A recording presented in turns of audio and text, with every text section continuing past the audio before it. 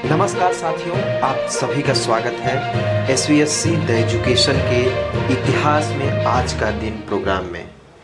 दिन था 21 मई 1991। राजीव गांधी की हत्या हो जाती है। 1991 के लोकसभा चुनाव का दौर चल रहा था और सभी नेता जगह जगह पर रैलियां कर रहे थे। चुनावी दौरों के लिए कांग्रेस पार्टी ने दिल्ली फ्लाइंग क्लब का एक एयरक्राफ्ट किंग को किराए पर अपने प्रयोग में लेने के लिए लिया था। कई राज्यों में अलग अलग जगहों पर चुनावी रैलियां करने के बाद दिन आता है 20 मई 1991 का। उस दिन उन्हें दिल्ली से निकलकर उड़ीसा, आंध्र प्रदेश, तमिलनाडु और कर्नाटक राज्य का दौरा करके 22 मई को दिल्ली वापस लौट जाना था।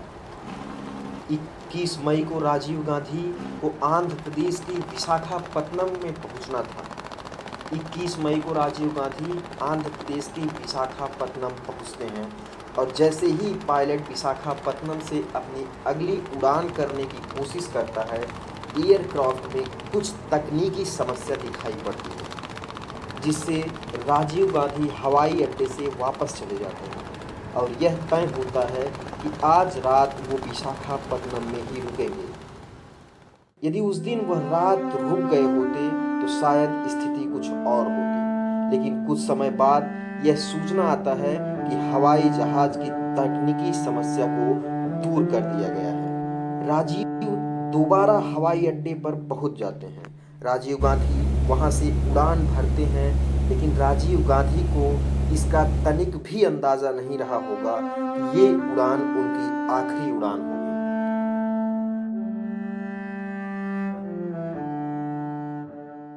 राजीव गांधी तमिलनाडु के श्री पेरम्बदूर के जिस मैदान में प्रचार करने जा रहे थे, उस मैदान में उनके चाहने वालों की भीड़ भरी हुई थी। लेकिन उस भीड़ में ही कुछ लोग ऐसे भी थे जो अपनी साजिश को पूरा करने के लिए राजीव का इंतजार कर रहे थे। उस सभा स्थल से थोड़ी ही दूरी पर इंदिरा गांधी की एक बड़ी प्रतिमा को तैयार किया गया था, जिस पर राजीव को माल्यार्पण करना था। यहाँ से सभा स्थल तक जाने में इनका अभिवादन पार्टी कार्यकर्ताओं द्वारा किया जाना था। इस सभा में सुरक्षा की पूरी जिम्मेदारी IPS RK राघवन को सौंपी गई थी, जिससे उनसे मिलने वाले लोगों पर कड़ी नजर रखी जा रही थी। राजीव का अभिवादन करने वालों की सूची बनाई गई थी। इस बीच एक औरत धनु, जिसके हाथ में चंदन की माला थी, वो भी इस सभा में पहुंचती है। कड़ी सुरक्षा के बावजूद भी इस महिला पर किसी का ध्यान नहीं जाता। इसके साथ दो और महिलाएं और एक पुरुष सफेद कुर्ता और पैजामा में वहां खड़ा हुआ था। ये सभी सभा में जाकर चुपचाप बैठे रहते हैं। राजीव की आने की सूचना मिलती है और वो बिल्कुल तैयार हो जाते हैं। पहले राजीव इंदिरा गांधी की प्रतिमा पर माल्यार्पण करते हैं। इसके बाद रेड कारपेट पे चलते हुए सबसे मिलते हैं। इसी बीच धनु ने राजीव की तरफ अपना कदम बढ़ाया।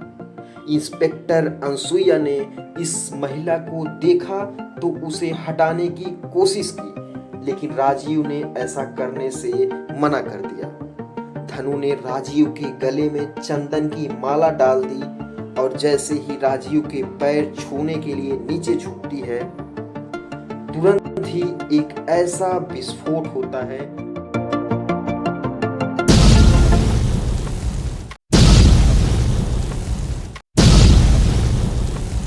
जिसकी भयानक गूंज दिल्ली से देश और देश से पूरे विश्व के गलियारों में गूंज उठती है।